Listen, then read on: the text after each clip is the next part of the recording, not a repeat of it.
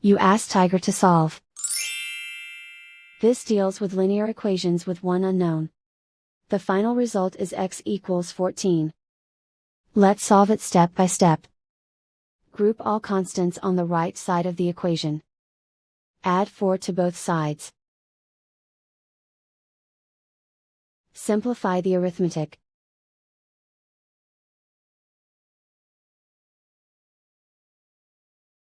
Isolate the x. Multiply both sides by 7. Group like terms. Multiply the coefficients. Simplify the fraction. Simplify the arithmetic. And so the final result is x equals 14.